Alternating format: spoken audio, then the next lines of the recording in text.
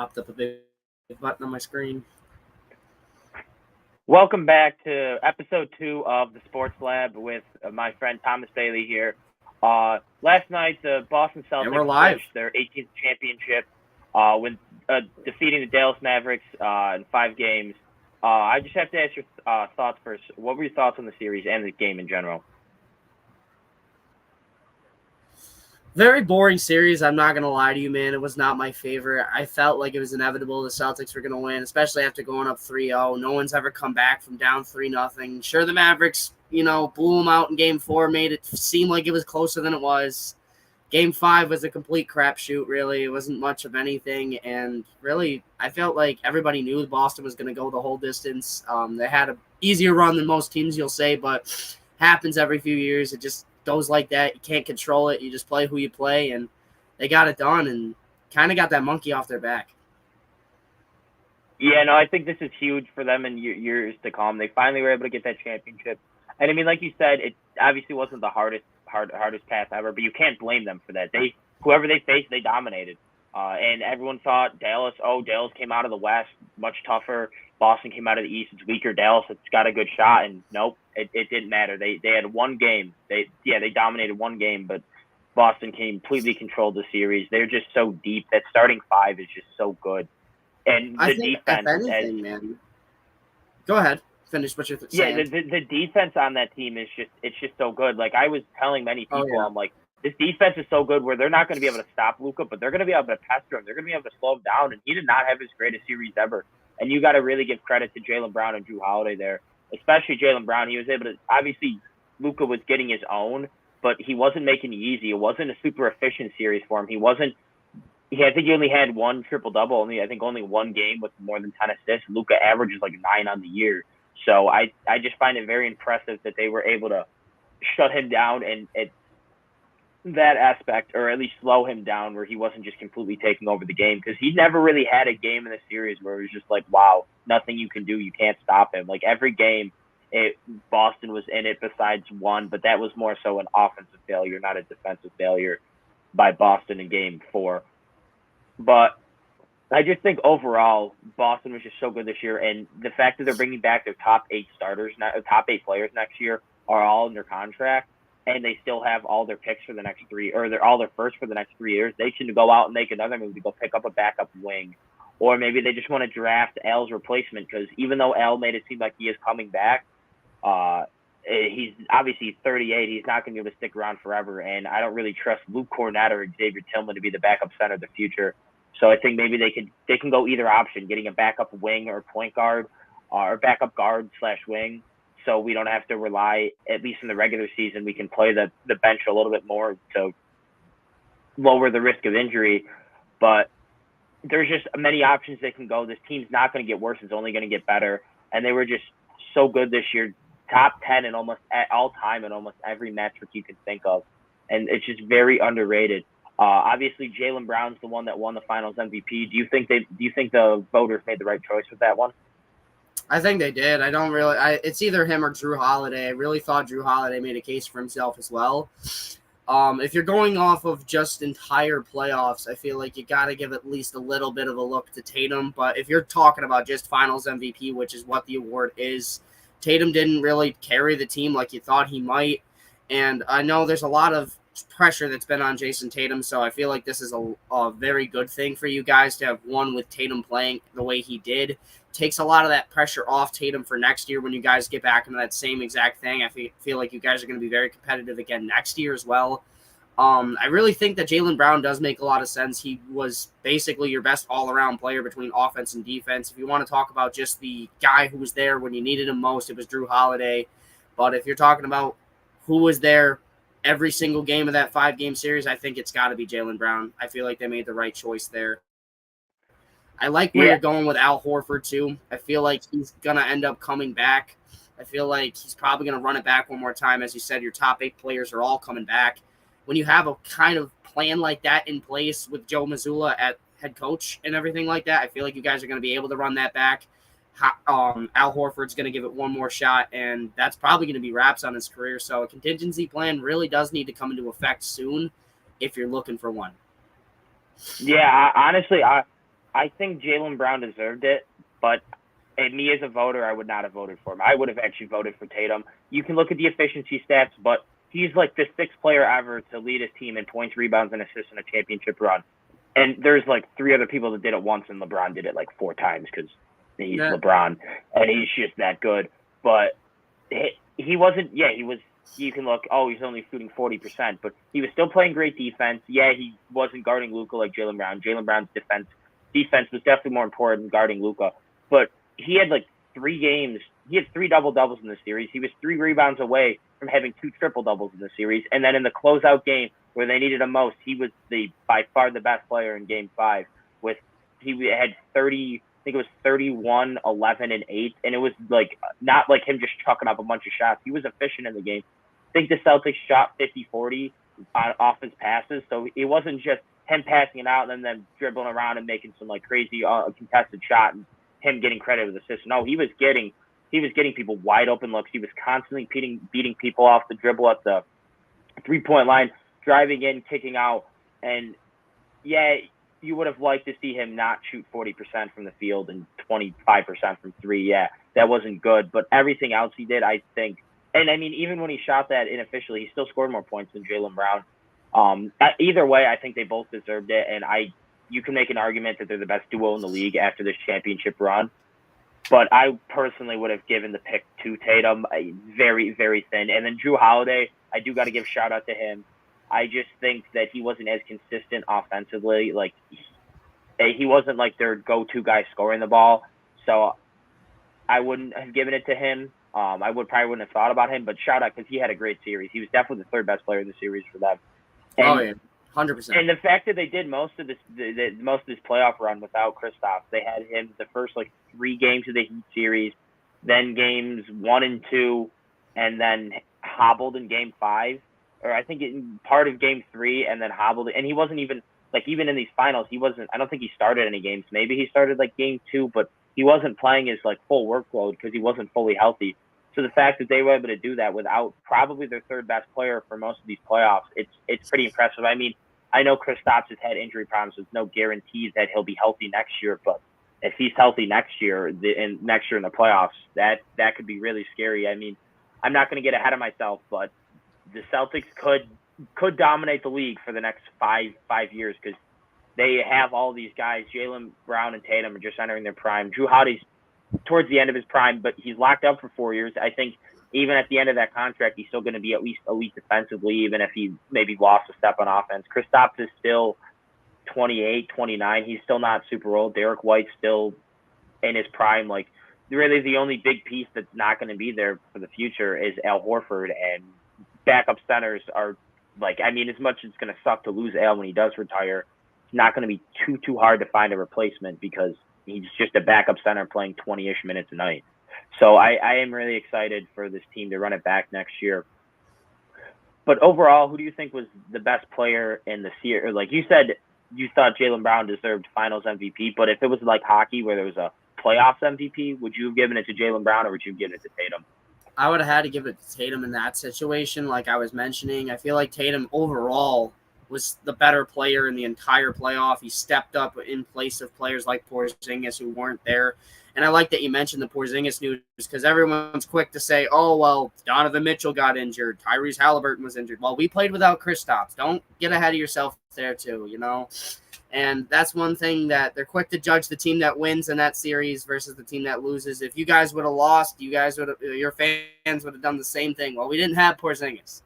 And it's just the nature of it. I mean, it makes sense. But to get back on topic here, Jason Tatum was the better player in the overall system of the playoffs. It's just in the specific series, shooting 25% from 3, man. It didn't sit right with me to put him there. I felt like he had some good value on defense, rebounding the ball. But in today's NBA, with the high-scoring nature that it is nowadays, if you're not putting up the elite points, then you're not going to get the votes. And if you really think about it, none of the Celtics really had that great of a series when it comes to overall point dominance. You guys are a very fluent team, and you pass the ball a lot. You get it around to everybody. So realistically, it's not one guy who carries the load for the whole thing like Luka did or Kyrie did.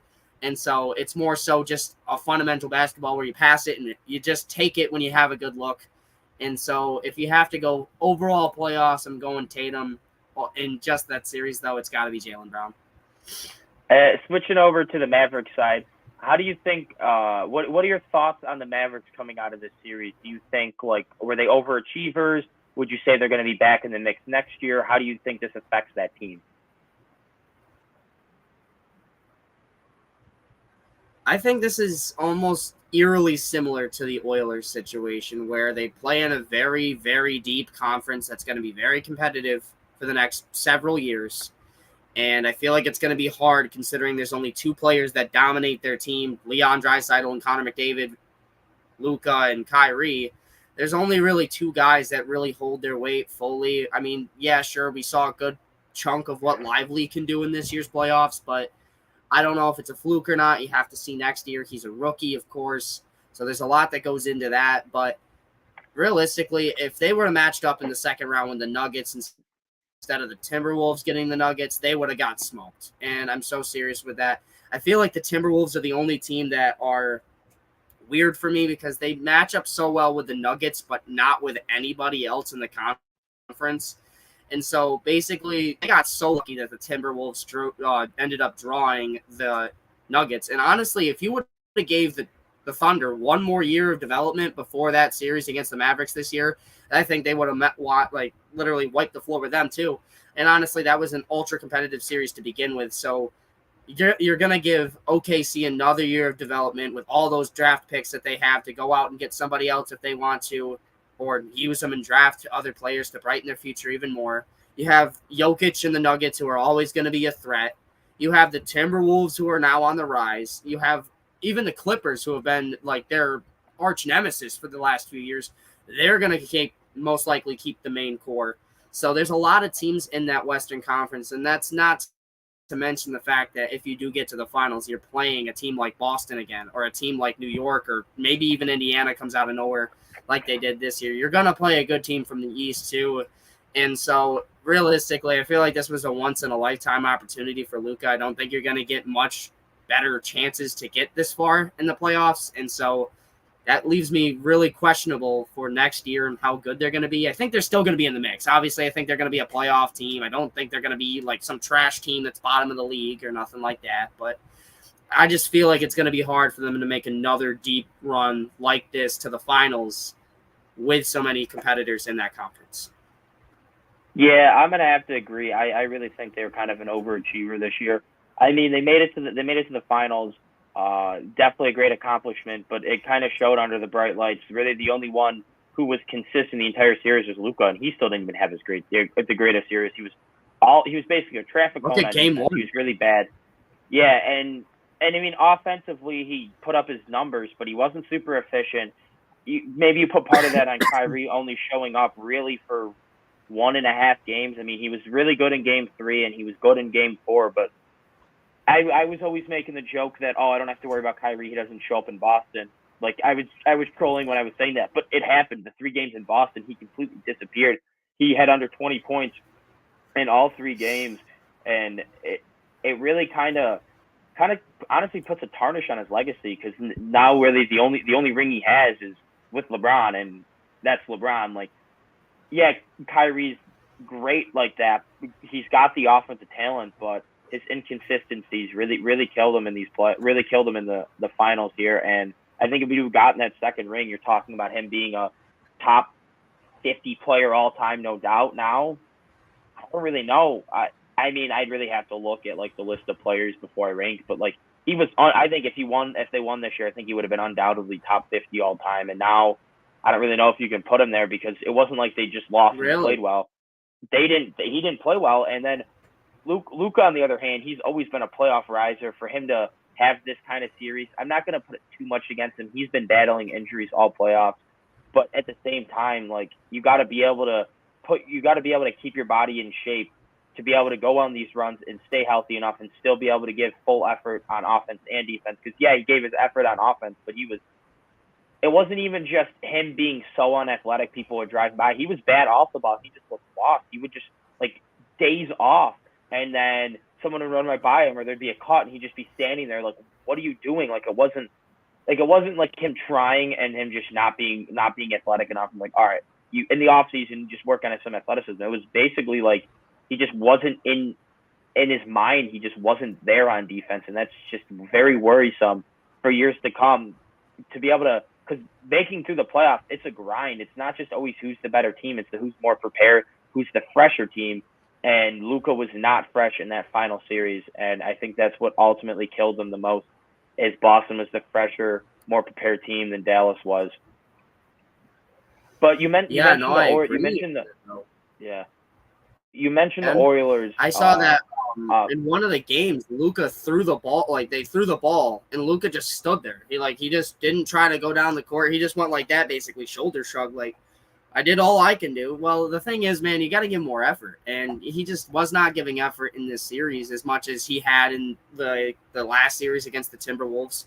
He was doing everything he could to win that series, and they handled him like they gave him everything. And in this series, you could just tell that Luka left something on the court. And I don't know if it's just me as an athlete or how Luka actually feels, but with me being an athlete, leaving something out there instead of leaving everything out there, knowing you could have gave more, I feel like that wouldn't sit well with me. I don't know if it sits well with Luka either. And the thing is, man, is that's a big thing for these younger players, this next generation of players. And Luka's trying to get there. He's got some of these amazing numbers where, he's already doing amazing things at his age. It's just the one thing that kills his legacy compared to players like LeBron is this effort, man. And he's just got to start putting more of that in if he wants to actually legitimately be a top candidate to win NBA Finals in the next few years. And as for the Kyrie thing, I don't understand because really I feel like Luka would have gotten way more recognition for winning this series than it would have been Kyrie if they would have won it. I understand Kyrie used to play for Boston, things like that. He did bring a championship back to Boston finally, so that's cool. Not exactly the way he wanted to. It's not really that, like, obviously Luka was their best player. He's getting more credit. If Kyrie played well and they lost, that's one thing. He didn't play well, though. He played bad, and he's always been known as, like, this playoff riser. So for him to have a bad series in the finals like this, it's just not a good look for him. Oh, it's not a good look either way, though. And he's getting up there in age. Win, even if they win, though, I mean, now he's got 2 rings working alongside 2 of the best scorers of all time. Yeah, with Luka and LeBron. He's really shown that he's definitely not a number 1 on the championship team ever. He could be. He's a role player. It just feels like he's that all-star role player, like amazing role player. But if you give him the team to himself, I don't know. Right? No, I think he's definitely a Robin. He's definitely not a Batman. But you were comparing the Mavs to the Oilers, and that would be a perfect way to transition into the NHL playoffs, where the Oilers just have won back-to-back games to dig themselves out of a 3-0 lead. Connor McDavid, oh my God, he has proven. I actually tweeted this out last night that Connor McDavid is reaching LeBron level dominance, where he is undisputedly the best athlete in all of sports in his prime. Like when in the 2010s, the best player in all 4 sports, it was LeBron. Like there was the gap between him and everyone else. That's how it is in hockey now with McDavid. It just does. Draisaitl has 2 assists in 5 games against Florida, and McDavid these last 2 games has just put the team on his back, and just that goal he had against Bobrovsky last night off the skate, to be able to find that, like the smallest, and then to back that up with that assist he had to Corey Perry, like just absolutely beautiful plays. And it's just like he is just so much better than everyone else. He's just on a whole nother level. But do you think there's a chance Edmonton can come back and have that, come back from the 3-0 deficit and win the series? There's definitely some noise about that now. I mean, they're going Game 6 in Edmonton, so realistically, it's anyone's game, especially I'd have to lean Oilers in Game 6 just because they're at home. That's an electric atmosphere, knowing their backs are against the wall. The crowd's going to be with them the whole way. If you get to Game 7, it's basically anyone's game from there. I think it's a coin flip who wins that Game 7. Edmonton has now shown that they can win in Florida by winning Game 5. They know that the grueling task they're up against. And right now, they're not worried about coming back from 3-0. They're worried about coming back from 3-2. And that's exactly what McDavid said in a post-game press conference. And that's exactly the way you got to look at it. You got to take it one game at a time. And when you win, it's not, okay, we won a game. So now instead of 3-0, it's 3-1. It's, okay, we won this game. We got to go into game 5. We got to worry about game 5 next. It's not that they're getting excited. They haven't gotten excited at all. I don't know if you saw this when McDavid won game 4. His face, he was not excited. He was just like, okay, that's one. He was ready to go. He's a baller, and he knows he can get it done. He played an amazing game in game 5. He was magical with the puck. I saw that play where he went right through all those Florida players. I don't know how he makes it through there and then makes the feed across for the goal.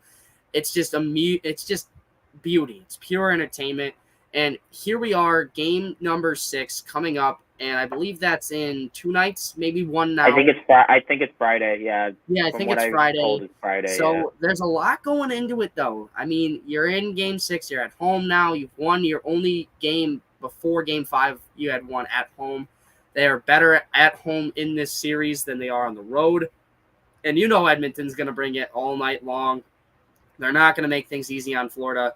One thing I can say, if I'm a Florida Panthers fan, Florida advocator in this situation, you got to score first. You got to get that first goal in game number 6. You got to be able to shush the crowd a little bit. You got to have some momentum going into the period. You have to do something, because I'm telling you, that crowd is going to be relentless for all 60 minutes of that hockey game, and getting them quieter is going to be your top priority. I know that. I know Paul Maurice is a great coach. They've been grindy. They've been hard to beat all season. It's just going to be a matter of if they can get it done in game 6, because I feel like if you go back to game 7 with McDavid and the Oilers on a 3-game win streak, I think it's as good as over. Yeah, you brought up that point where Florida has to score first. Not only just to shush the crowd. Florida is so good defensively. That puts the pressure on Edmonton to retaliate back, and then you have defenders like Barkov and a goalie like Bobrovsky. Yeah, I completely agree. I think if Florida wants any shot, they have to score first, because they're not as against a team like that has McDavid. You don't want to be playing from behind. You want to have the lead, and you want to rely on your top defenders, because if McDavid's got the lead on you, he's just going to be able to work his magic. You're going to be putting the pressure on him. He's going to find the mistake because he's so good, and it's wraps. So, but no, I actually said that I think Edmonton wins this. I think they win the game 6, and I think they ride that momentum into game 7. And it sucks. I like Florida, but I want Edmonton to win this. I wanted them to win it before the series started, because I want McDavid to get that cup, because for like casual hockey fans or people who don't really pay attention to hockey, when we say we talk about how dominant McDavid is and how he's the best athlete in sports. Like, why doesn't he have a cup? Why is Edmonton haven't won anything if he's so good? Because they don't understand that hockey's so much about a team sport. You need these lines that can produce. You can't just have one good line. You need multiple. So I want McDavid to finally get that cup, so people keep saying, oh, he's got no cups, blah, blah, blah, or even some people that'll try and say like McKinnon or Kucherov's better than him. It's like, no, they're not. Even though I'd vote for them too, obviously, over McDavid and MVP.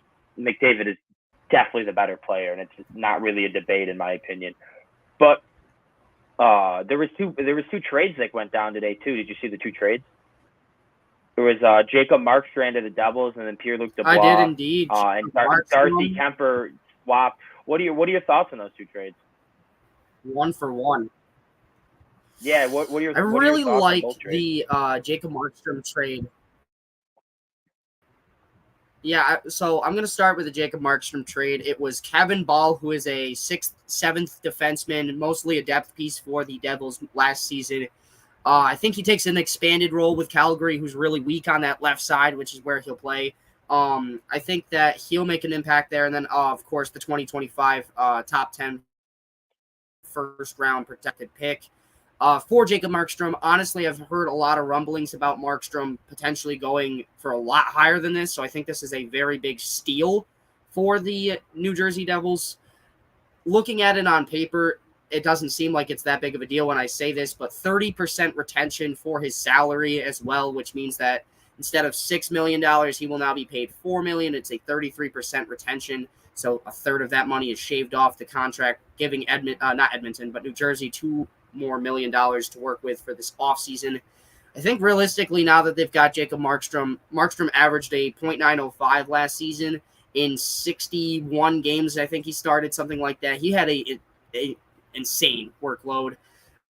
I'll say that for sure. He was one of the best goalies in the league, honestly, in my opinion. He had a great goal saved above expected. He's done everything he can to keep Calgary from the bottom of the league standings last year. I feel like without him, they would have definitely been in that top 5 conversation for last year's worst.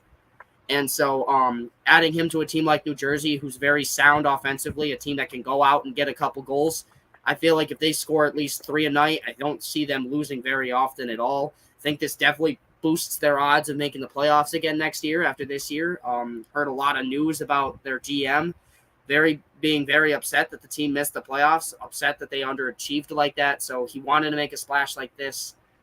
Honestly, though, on the other side, Calgary, I'm not sure what the thought process is here. You're getting Kevin Ball, who's a 6th, 7th defenseman at best. I don't think he ever plays top 4 minutes for you. So you're basically getting a depth defenseman and then a 2025 first-round pick that you may not get unless it's top 10, unless it's not in the top 10. And if it's not in the top 10, I'm not going to lie to you, I don't think it will be.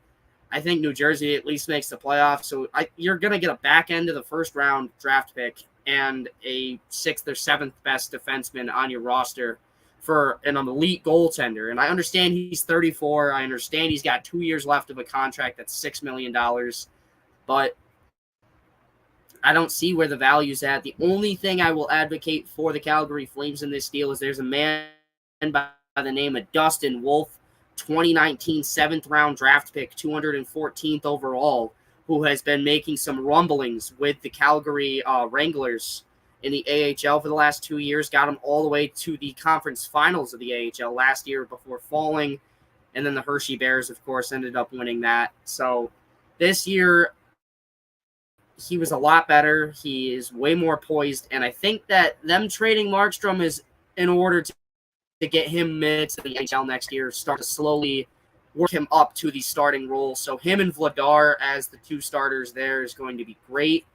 And then as for the other one, I don't really know what the thought process is between the Pierre-Luc Dubois and Darcy Kemper. And you guys are going to get solid goals long term. And then on the other side, I guess you're bringing in Pierre-Luc Dubois. Hopefully he just becomes a better fit with your team. And I feel like that's just a change of scenery deal for those 2 guys. I feel like it's something that had to happen.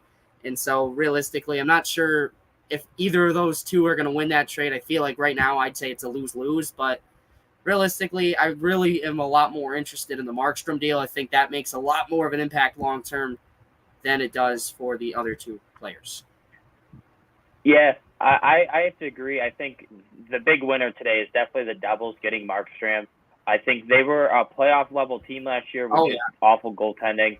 And they also battle with some injuries. I think they could be right back to where they were 2 years ago. And now with that with an experienced goaltender, they could really make a run in the Eastern Conference. That's depending on what happens to Florida this year in the offseason. Like they're probably going to lose some players. It's kind of open. I mean, you got the Rangers, but the Rangers always choke in the playoffs. You got Boston. Boston's always going to be there. The Devils, the Hurricanes, they have a lot of people they have to resign. It's kind of open in the East. They could really make a run next year. But at the same time, I understand why Calgary did it because, as you brought up, Dustin Wolf is probably the best goalie prospect in the league right now. Like him and Devin Levi, and there's one other guy I can't remember his name. Or like the top 3 goalie prospects, like coming up. Dustin Wolf is a complete stud. You got Askarov with the Predators. I think he's going to start soon. So you got Askarov with them, and then of course Wallstedt, the kid from Sweden. He's in Minnesota right now. Yeah, it's Wallstedt. Yeah, that's who I was thinking of. But as I was saying, he's 34 years old. They're going through a tank. Like they traded basically everyone away that they could in the last 2 years. So it makes no sense to pay a 34-year-old goaltender $6 million a year when you have his replacement already ready. Obviously, it's not great value, but I think teams saw that they were shopping him and that he was probably going to get traded. So they're like, probably don't have to offer that much because they don't really have much leverage in that situation. Because if he starts, you're just going to be they're going to be no man's land. They're going to be like a bottom 8 team instead of now they're probably a bottom 5 team. And if they keep trading away players, they could be a bottom 3 team next year. Like they could be really bad. And I think that's what they need to. They need to tank for 3 to 5 years, and draft well, and build it back up. And yeah, no, I think the Washington and Los Angeles one just doesn't really make much sense. Washington, they're not in a position where they're like a Pierre-Luc Dubois away from really contending. They barely made the playoffs, and they really shouldn't have. It was super weak that they made the playoffs last year, and they got swept in the first round. They were not really a playoff level team. They just got lucky. Obviously with the OT, like the point system with how kind of messed up it is, they kind of got lucky in that way. They were like negative 40 point differential, so they were not that good last year. And then the Kings, Darcy Kemper just hasn't been that good. I get wanting to get off Pierre-Luc Dubois after him not being good last year, and you gave him all this money before his no trade clause kicks in. I understand that, but they just gave up so much for him last year for them to switch it for Darcy Kemper, who they're only saving they're shaving off a lot of years, but for the next couple of years, only saving a couple mil, because Kemper I think's at like $6 million. Pierre-Luc Dubois is at eight, like 9 mil. 5.4, something like that. So they're like shaving $3 million. Yeah, they're shaving like $3 million. I mean, you're not going to be able to get that much. So I just don't think they got good value. I think either way, I think both teams are going to regret making that. I think the Capitals definitely lost it, because now they're just going to be all right for the next couple of years. I get wanting to go in while Ovechkin has anything left, but he's, as you saw last year, he was not that good. He's at the tail end. He's about done.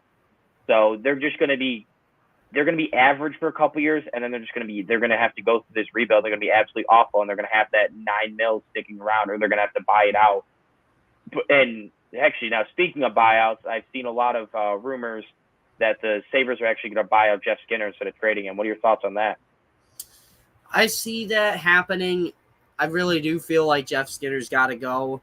Right now with Buffalo, there's a lot of contract extensions that are coming up the pipeline. JJ Peterka, Bowen Byram, if that's a piece you want to bring back. There's a lot of big-name guys that are coming up that pipeline. Of course, Jack Quinn's going to need a deal here soon. So with all these youngsters coming up here, and you're going to have to obviously extend them, a player like Jeff Skinner, you cannot afford him to have an off year like he did this year. I wouldn't say it was terrible. I wouldn't say anything like that. But aside from last season, not the season we just went to, but the last season before where we missed the playoffs by 1 point, that year is the only season really in this contract that's been really, really worth it for Jeff Skinner. Honestly, to buy him out, it would be a 4 to 6 year range that we'd be dealing with. We probably start off this first year, we'd only have $1 million, so that'd save us $7 million this year. And then for the next few years, it'd be $3 million, $4 million, and then a couple extra here and there for the last couple. So realistically, I think it makes the most sense to get rid of him, save that money for these other guys coming up the pipeline. I think Peterka is probably going to get in that 4 to 6 range. I think Byram's probably going 5 to 7, somewhere in there if we do it again, if we just decide to re-sign him.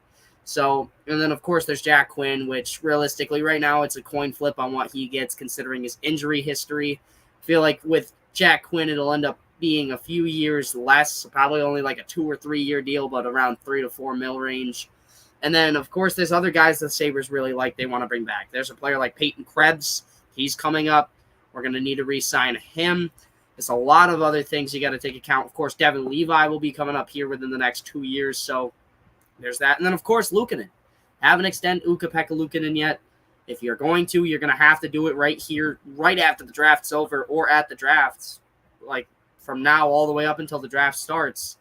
So there's a lot going on with this. I feel like it just makes too much sense to get rid of Skinner right now. I understand he's been a fan favorite, Party in the USA, all his funny goal songs, things like that. So he's just a guy who brings up that upbeat thing, but $8 million for that kind of guy, 8-9 mil, not worth it, man. And it's about time to let go of a player who's aging. He's not going to get much better than he has been. And at that salary cap, it's better off now to just bite the bullet and deal with it.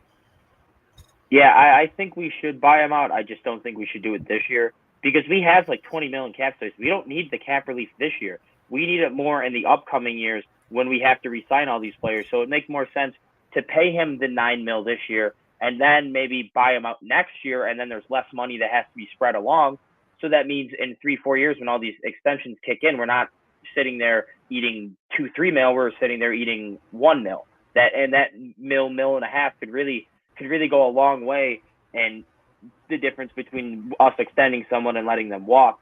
So I just think with how much cap space we have this year, and we still do need forwards, I think you just stick him on the third line. Yeah, he hasn't been great.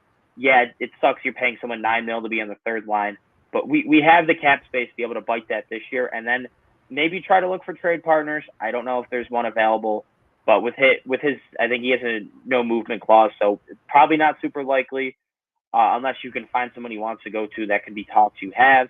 But I think overall, I think the buyout happens this year. I've seen a lot of talks that it's heavily trending towards that's what's going to happen. I just think it's dumb to do it this year when we don't need that cap space. We need it in upcoming years, so it just doesn't make much sense to hurt us in the upcoming years for something we don't really need that much this year. So yeah, I don't know. I mean, yeah, that's true. It would definitely, that is true. It would definitely suck to see him leave. But I still think he could be a valuable third liner. You stick on a line with like Krebs and maybe you sign someone. He could probably get you 20 and 20, and maybe he's on your second line power play, which 40 points, that's pretty bad for someone you're paying $9 million, but it's value. I still think he can be valuable on the offensive side of the ball. So I just they're not ball on the offensive side of the puck. I just I caught that. Yeah. I caught that. Yeah. Speaking of ball, I think that's a good way to transition into football. With there's been a couple of recent extensions. The most recent one was T-Law getting 5 years, $275. Which is actually crazy because I remember last week when we were talking about what to talk about in the show, we were going to bring up doing possible extensions for quarterbacks. And I put that I think T-Law should wait till next year. I think they should wait till next year for the extension, and then right after they extend them, which I think is an overhated extension. I think T-Law is a top 10 quarterback in my opinion. I think he's really good, and I understand them wanting to get out of the head of the curve because now to Jordan Love, Dak, they're going to want more money because of T-Law's extension. Instead of T-Law waiting, then they sign those guys, and now T-Law is going to want more money. So I understand why they did it now. I just think with how bad the end of last year was, you could probably blame the injuries. The receiving core has never really been great around him, but he still hasn't put up like MVP level numbers yet. I kind of wish they would have waited a year just to make sure that, because he's looked better than his numbers have shown, but at the same time, you got to eventually put up those numbers, and you got to lead your team to better than a 9-8 record. That's the best record they've ever bet under him. So they're betting on his growth. They're betting on him taking that step. And if they're right, it's gonna be a good it's gonna look like a good contract in a couple years. But if they're wrong, it's gonna look like an awful contract, and they're gonna be at the bottom of the barrel in a couple years, starting this process all over again. So it's very risky. What are your thoughts on it? I think it's very risky as well. I think that one thing that really concerns me the most here is that not even really necessarily the comparisons to a player like Daniel Jones or anything like that. It's just paying a player that much money for what he's been right now makes it seem as if they're okay with the play he's had right now, which realistically we've seen this so many times in recent years with extensions of that nature. So like, a player gets a big contract extension in their contract year, like Daniel Jones did, and Daniel Jones comes out and plays like complete crap the next year, and you're like, where did he go? And it's because he got paid. After they get paid, they kind of lose something in themselves. They don't really care enough anymore, and I'm hoping that doesn't affect T-Law. I hope and pray that does not end up being what it is with Trevor Lawrence. I know the dude was an absolute baller in college. He played great for Clemson. One of my favorite teams in the ACC back then when he was running that offense. It's just, man, there's some big questions. There's some shoes that he has to fill here, and there's just like, at the very least, you need to win the division this year and win a playoff game, and that's at the very least, in my honest opinion, for it to be at least a good contract, because this is the best supporting cast he's ever had. This is the best defense he's ever had, basically, in his career now. And on top of that, this is also the best coach he's ever had, being Doug Peterson, because he had him last year, this year. It's still the same coach. still the best coach you've had. It's better than Urban Meyer and whatever that was. So Yeah. realistically, the whole thing is with him, you need to have something going on this year. And you play in the AFC South. I think the Colts are going to take that next step with Anthony Richardson continuing to develop. And then the Titans, the same exact thing with Will Levis. I think you're playing in an ultra-competitive division. And right now, yeah, sure, blame the injuries for Trevor Lawrence last year. Blame the injuries. Blame all these other things. But as soon as he hits the field this year, it's go time. And if it's not go time in Jacksonville, then I'm telling you right now, this is a bad deal. Yeah, what do you think this means for Tua and Jordan Love's extensions? And Dak? They're going to be in the same ballpark. I mean, we've seen it these last few years. They're going to be in the exact same ballpark. Well, hey, they paid T-Law $55 million. Do you think I'm better than Trevor Lawrence? And it's happened several times already with Justin Herbert getting contract extension, Jalen Hurts, Joe Burrow, and now Trevor Lawrence. It's just an endless cycle that's going to continue, and it's like, it's to the point right now where if I'm the Miami Dolphins, you should have either extended him last season before the year started, or right now if he comes up to the table asking for the same exact contract that Trevor Lawrence got, I would rip that right in front of his face and throw it at him. Because, dude, truly, it's not because I hate the Dolphins or anything like that. It's just Tua right now, $55 million just never would sit right with me. $55 million for this left-handed guy who thinks he's all that. He can't even lead the best two receiver, the almost probably unanimous at this point, the best receiver duo in the league, in Jalen Waddle and Tyreek Hill, at least right up there in the top three. And so if you got that kind of duo and you're not managing at least 20 points a game, I don't understand, man. Tua is an overhated quarterback, but at the same time, he's an overrated quarterback. And I don't know if you can give him that extension. As for Jordan Love, it's the same thing for me. Yes, I like the Packers. I like what he did last year. Took him all the way to the second round of the playoffs. If anybody's going to get an extension, it's going to be a guy like him. And that makes sense to give him an extension. I feel like if it's 50 to 55, that's fair. The thing is one thing that sits weird with me with him is it's only 1 year we've seen so far. I have to see another year before we see a Jordan Love extension, in my opinion. It's just, you got to go out there and prove to me that you can do it again, bro, because if it's 1 year, anything can happen. Daniel Jones had one good year, and we see what's happening with him right now. So I think one more good year from Jordan Love, and he'll get that bag. If you're asking for Tua, I say he doesn't get it at all. And with Trevor Lawrence, I feel like as of right now, it's an overpay. He could prove me wrong within 2 or 3 years, sure, but thing is right now is everybody's advocating for this kid. It feels almost like it's a Sam Darnold situation all over again. Yeah, I get that. I wouldn't go as far to say a Sam Darnold situation because he's put up better numbers than Sam Darnold ever did. Oh, no, I'm not saying he put up better numbers, or like worse or better numbers, anything like that. I'm not comparing the player. I'm comparing the fan base in a sense because with Sam Darnold, everyone was like, well, Sam Darnold's got to be this guy. Well, he had Adam Gase as his head coach. They're saying the same thing with Trevor Lawrence about Urban Meyer being the head coach. And they're saying the injuries and stuff like that. In 2019, the Jets were supposed to be good. He had an ankle injury that was nagging him from week 6 onward.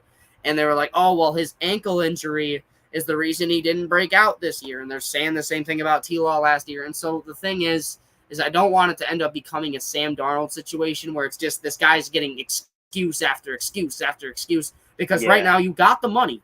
You got the money you wanted. We paid you everything we have. We can't afford you to pay you, you know?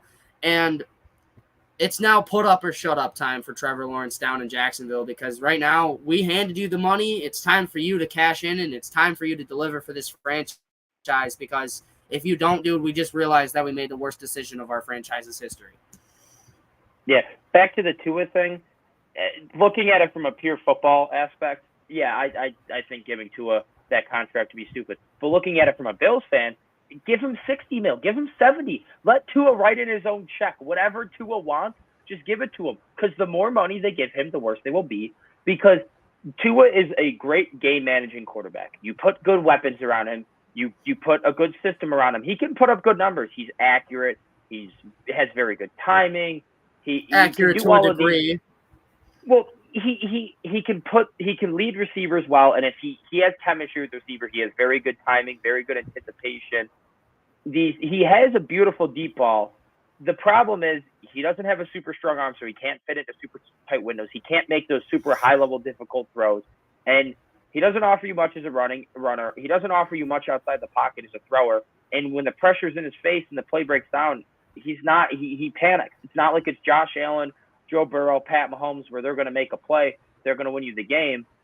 You can win with him, but you can't win because of him. And that's why, as a Bills fan, I want him to get a record-breaking deal, because after they'll give Tyreek Hill the money, they'll give Jalen Waddle the money, they'll give Tua the money. They'll have money for no one else.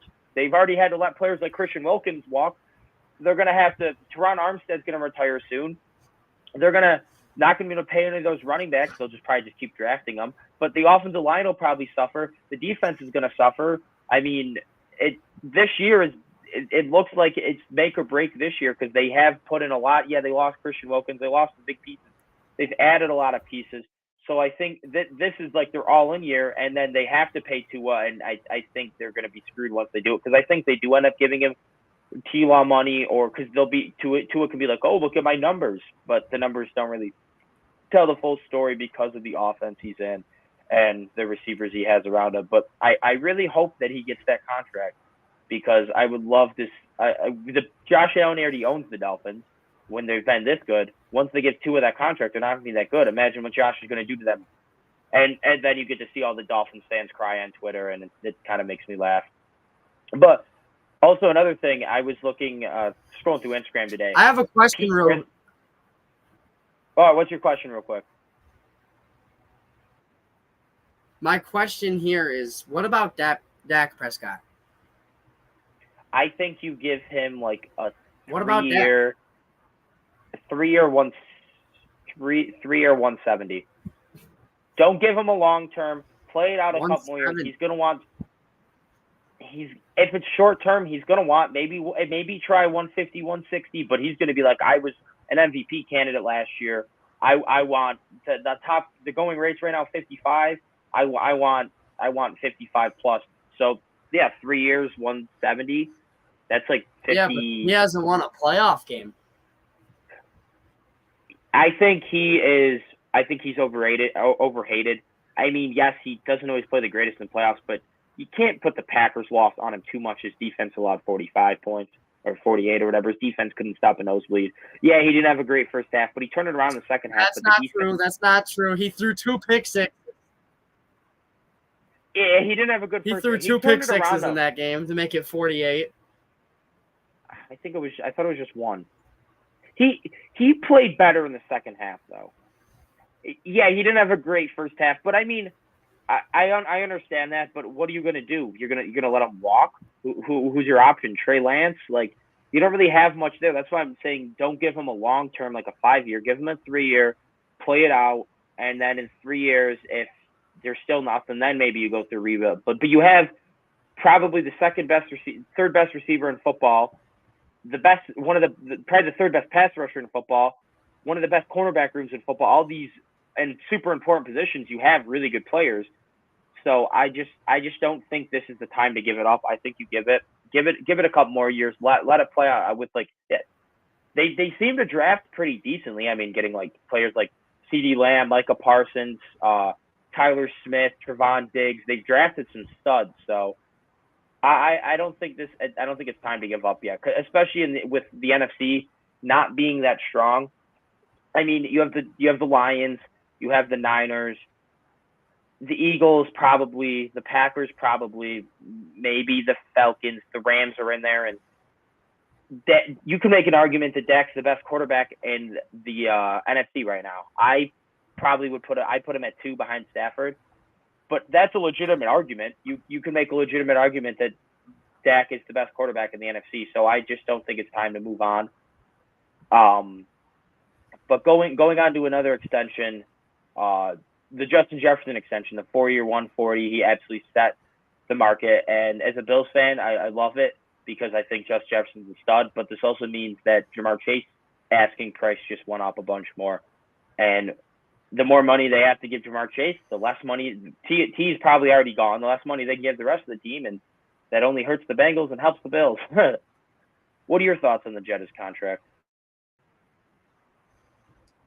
I think it's well deserved. I feel like he's the best in the game. You got to give him what he's worth. Realistically, I'm kind of surprised on Jetta's end that he would extend his contract in Minnesota, considering the weird quarterback situation they're in. But it's good on him. It shows loyalty, shows that he's not willing to give up when things look bleak. So I think that's great from a loyalty standpoint, from a player standpoint, as in general. I mean, sure, yeah, you're handing him $140 million, and I'm saying loyalty. I understand. He's making $140 million off this deal, but still, I feel like anybody in the league gives him that contract, is what I'm saying. And so realistically, instead of leaving for greater pastures, he stays loyal to the team that drafted him and, makes it work. 4 years, 140, I feel like it's great for him. Understand that it's going to reset the receiver market, so we're going to see Chase, CeeDee Lamb get big money. But realistically, I think it's worth it. Jay Jettis has proved that he is one of the best in the game when he's healthy. Amazing rookie year, and he's kept it going ever since. And realistically, the fact that he had 1,000 yards last year in a year where he couldn't stay healthy for the life since he's joined the league in 2021. So it's well-deserved, well-earned, and I like the deal all the way around. One thing I was about to bring up earlier, I almost forgot about, was when I was going through Instagram earlier, I saw Pete Prisco decided to do a top 100 ranking at like a top 100 NFL players. Guess how many Bills players are in it? 1. Yep, Josh Allen. He was ranked as the number 2 quarterback. That well deserved. The sixth players like Mahomes 1, then like Myles Garrett, Trent Williams, Tyreek Hill, whatever. Like Josh at 6, I think that's perfect for him, the number 2 quarterback. But Matt Milano not being there is a crime. It's in all times. Like, it just makes the list lose all credibility. I will say there was only 4 off-ball linebackers that he did rank in the top 100. Fred Warner, Is Drake Roquan Smith on there? No, it was wow. Fred Warner, Roquan Smith, totally deserved. They're the 2 best linebackers in the league, 2 best off-ball linebackers in the league. I'm not arguing that. I not think Milano's better than them. But then they had Demario Davis and Levante David ahead of Milano, and they're good. I think they're really. I think they're both. They're both top 10. I'd probably put Demario Davis at number 4 behind Milano, but Milano, if he didn't get injured this year, was going to have a second straight All-Pro. Like he was an All-Pro 2 years ago. Then he was playing like an All-Pro again as like the 3rd best linebacker, and then he injured his leg. It's like, how do you hold that against him that he got injured when he's on the field the last 2 years, and even years before that he was playing at a Pro Bowl level. He's very underrated, but when he's been on the field the last 2 years, he's playing like an All-Pro. How do you not put him as a top 100 player in the league? It baffles me that he wasn't on there. And then I think Eddie probably, at the way he played last year, I probably would have put him up there, or maybe even beyond. But maybe even James Cook with the numbers he had.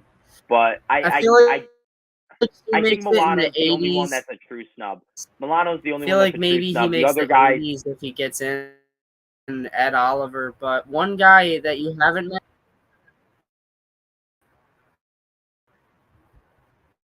What was that?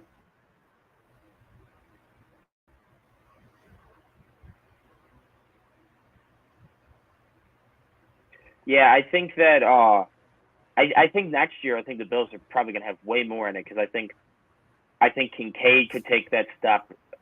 Cook could take that step. Christian Benford could take that step. Rasul Douglas could continue to be a stud. Terrell Bernard, Ed Oliver, Greg Rousseau. There's a lot of players that could take that step into getting the actual recognition they deserve. So obviously Allen, everyone knew that was going to happen. But another crazy thing, they had Rodgers at number 20, not quarterback, player. Whoa. Yeah, I think it was like the number 4 quarterback. It was number 5. It was Mahomes at 1. Yeah, Allen at 2, number 6 overall. I think Burrow at like 15, number 3 overall, and then Lamar at 16, number 4 overall, and then Rodgers at 20, number 5. I think that is kind of crazy.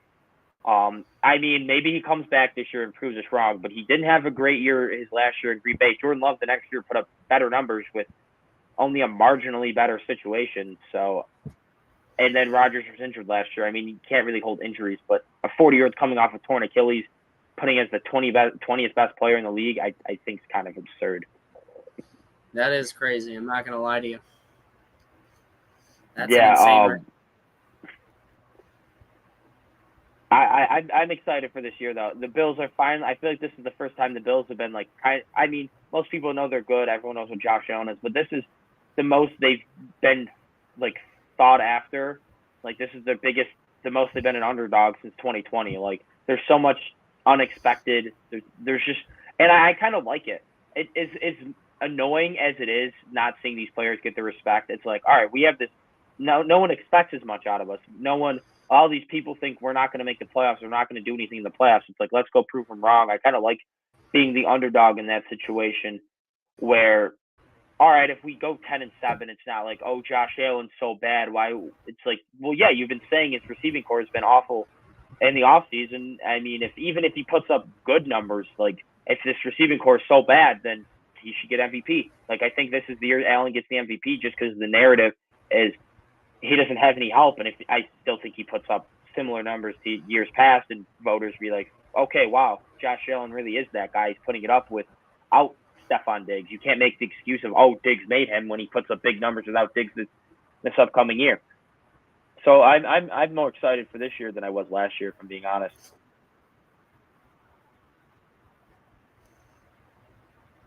I'd say the same, really. I'm excited for this year, too. I've always loved the underdog role. Always loved the underdog role, really.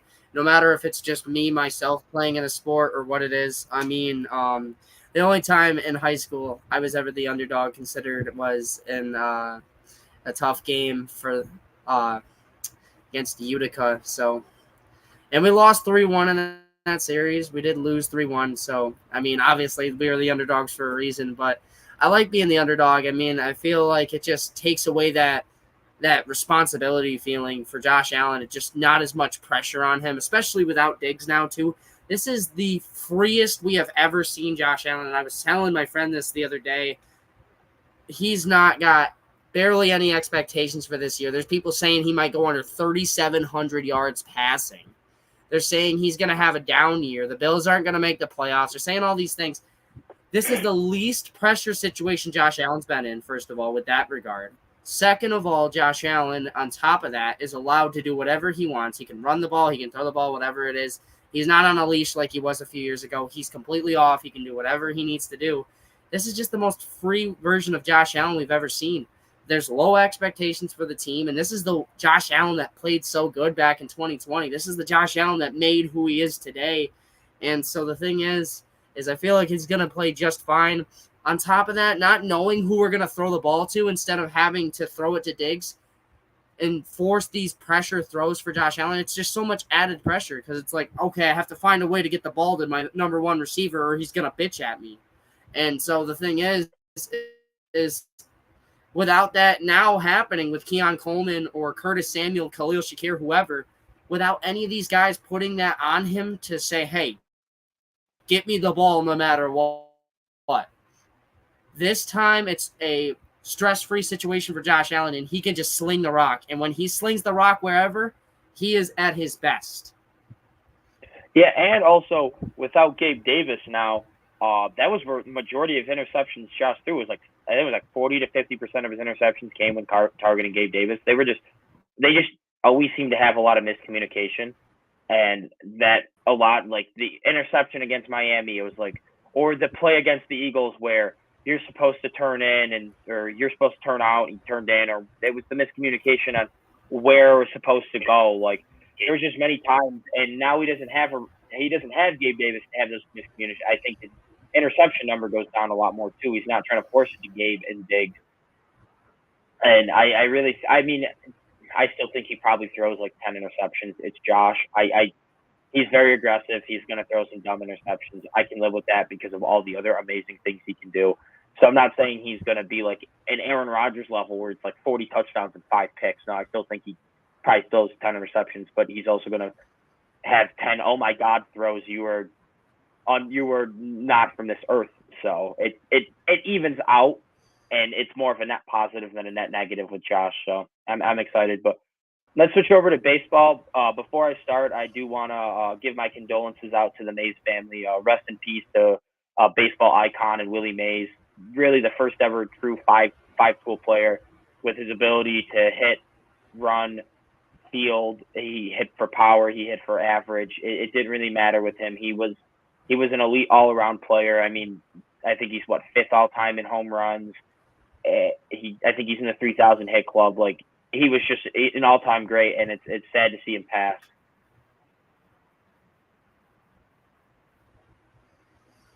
It really is, man. He brought so much to the game of baseball. It's going to happen, though. I mean, with you getting up there in age, it's just, I think it was 91. It's something you can't really help at this point. Like, same thing with the logo for the NBA, Jerry West. It's something that's going to end up happening to all of us. It happens to the best of us. Of course, we all go eventually, and it's really sad to see him go.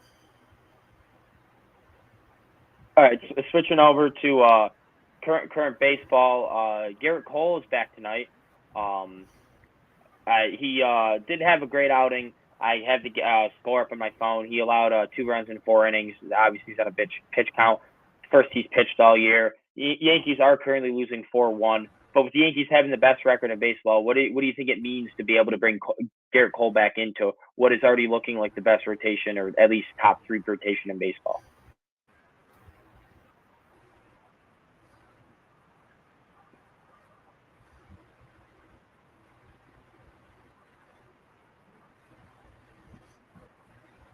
It means a lot, really. This is a very deep team as it is, and especially in the batting category. When it comes to the hitters, I mean, of course, you got so many amazing players over there in New York.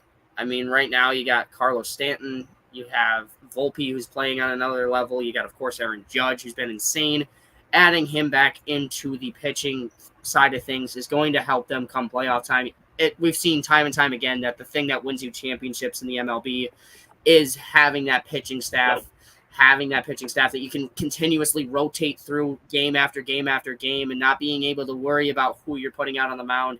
And that's just a very big luxury that the Yankees have, especially bringing back a player like him. I'm not worried about him right now. Sure, 2 runs in 4 innings, not the greatest outlook, but it's his first game all year. It's gonna get better. And the thing is it's not the playoffs yet. It's not even close to the playoffs, really. We still got almost another 80 games to play. So, realistically, it's right there. Yeah, I mean there's not much more to say. Garrett Cole, one of the best in the game. Yeah, looking at his stat line, 5 Ks, 3 hits, 1 walk. So, I mean, it wasn't awful. They took him out in the 4th inning after, I think it looks like he allowed a hit. I'm not really understanding that decision. He was only in 62 pitches, but I guess him coming back from injury, I understand why they did it. But at the same time, they brought in someone who instantly allowed a home run. So it wasn't the smartest decision for that to happen. But I get it. It's just annoying. Hopefully the Yankees come back. Judge isn't in the lineup tonight after getting hit by a pitch, but thank God there was no structural damage, no fractures, because if Judge is out for months, I probably would have cried. Not only because it hurts the Yankees' chance of winning the division and having the 1 seed, but Judge is also having an MVP level season, arguably better than his 2022 season. He is chasing his own home run record right now. So that would have just shot that, and it would have just sucked, because I love Judge. Is probably my favorite player in baseball, and I think when he's healthy this year, he has been the best player in baseball without a doubt. It's pretty impressive the way he's been able to hit the ball. I mean, they still got Soto in there, but right now they only have 1 hit, and they're in the bottom of the 6th. They have, I think, 1 hit. Looks like 2 walks, maybe. No, 1. Oh, well, 5 walks. So, I mean, they get a lot of walks, but only 1 hit. So it's not a great offensive outing. They did win yesterday, so hopefully they can either pull it out tonight or they can win the rubber match tomorrow, because it's against Baltimore. So it's pretty big to be able to get these games for the division, especially after losing 3 out of 4 earlier in the year. If they could get a sweep, that would be huge, because then they take the season. They'd have the season lead, but even if they win 2 out of 3, then the series is 5-3. They could still come back and win that series, or win the season series later in the year. But switching over to your Mets, I think they're 8-0 since Grimace threw out the first pitch. Have you seen that? Have you seen the memes around that?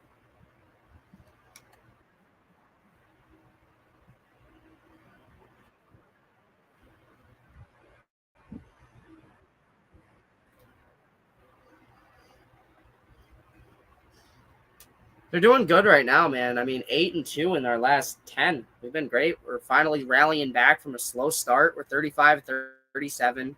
We're playing in a tight one right now. We're tied at 1 with Texas. I saw that a little while ago. It was the free game of the day, so I had it on my phone a little while ago.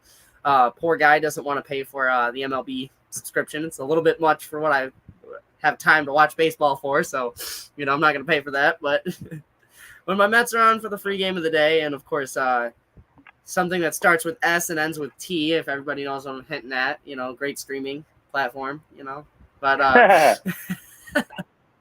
nice little touch there. So a lot of good stuff going on. So realistically, this run's been kind of surprising to me. I didn't think we were going to do jack crap this year. Thought we were going to be complete garbage. A lot of people were saying we were going to trade Lindor by the deadline. So wonder if that's still going to end up happening, things like that nature. Pete Alonso maybe not coming back. So to see the team rally a little bit here, it's kind of nice. We earned this. It's been a couple tough seasons, in New York for us. Our counterparts over there in Yankee land are doing pretty good. So yeah. we're not having the greatest time, but it's all right. 8-2, I'll take it. So I'm hoping we can get back to that 500 range by the time we get 40-40 probably. I'm trying to get to 40-40. That'd probably be the record I'd hope for, but as of now, I'm just kind of coasting. Whatever happens, happens for them. They're right there in the thick of the wild card hunt, too. So living my life pretty good. With how weak the NL that is, that's not a very hard thing to be able to stay involved in. There's only like 5 teams above 500. That's their wild card spots really up for grabs for anyone. So they could make a run, and they're not winning the division with the Phillies, how good they've been, and the Braves still, even without Acuna and how flustered that offense has been this year, their pitching staff's been really good, and the Braves they have enough talent where they're going to be able to they're going to stay above 500. So really, the Mets are trying to get that third wild card, and I mean it would be good for how bad of a disaster last year was to be able to come back. They started out slow, then maybe make a run, but I think the worst thing for them to do is stay at about 500. I think by the trade deadline, you either want them like continuing to rally, be a couple games above 500. It's like, all right, we have a chance. Let's make a run, or for them to fall back off and be 10 plus games below 500 and then them just trade everyone. Because if they're around 500, then it's like, what should they do? Should they sell? Should they?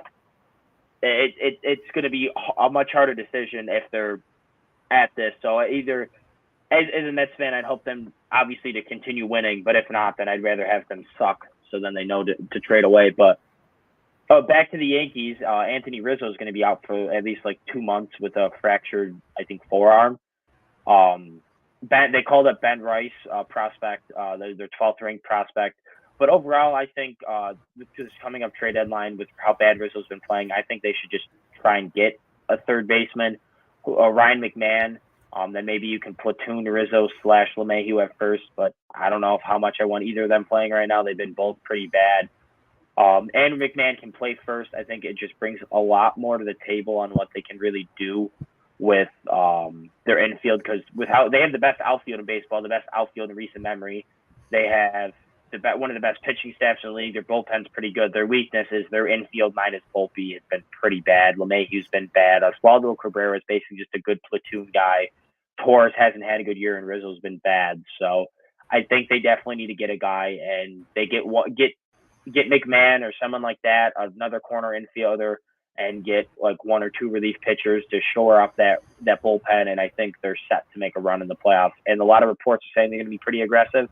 So hopefully they are, because they don't want this Soto trade to go to waste. So they're the best. They're looking like the best team in baseball. They can't choke it away like they did 2 years ago. I hope they decide to stay aggressive at this deadline. But I think that's all I had for baseball. I think it's time to play some Immaculate Grid. We weren't able to last episode because we were in a little bit of a time crunch. But I think if I press Shift S, it said I can share my screen.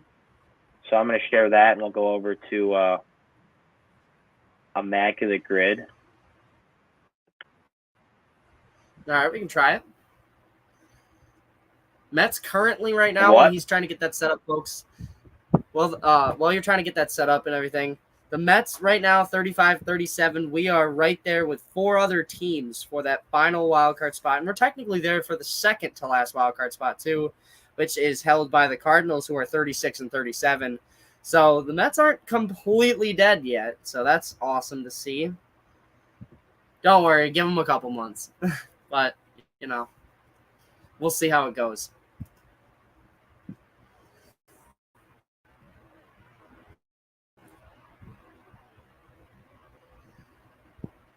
You good over there, Alex?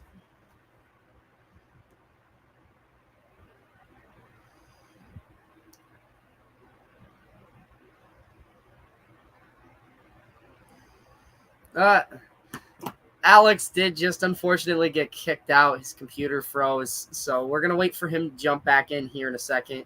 So give us just 30 quick seconds here. Make sure he can get back in.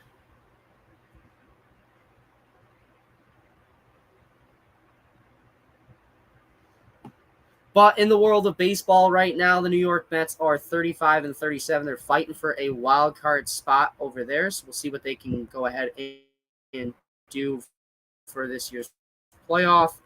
On top of that, in the AL, we got a tight competition as well with the Yankees and Orioles in the East. There's a lot going with them. So there's a few battles going on right now. And in the AL, there is the Kansas City Royals at 41-33. They are at third wild card spot.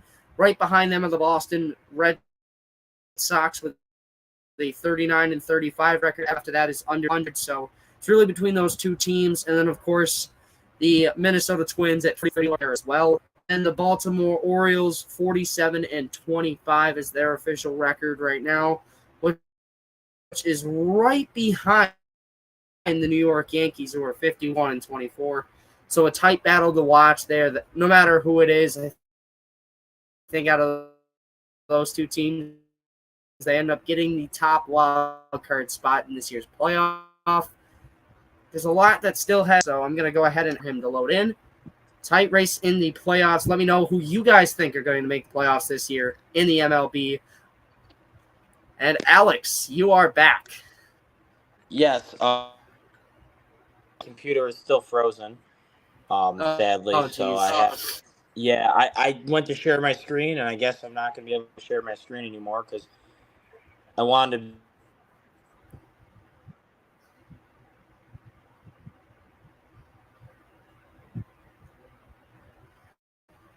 to. And he's gone again.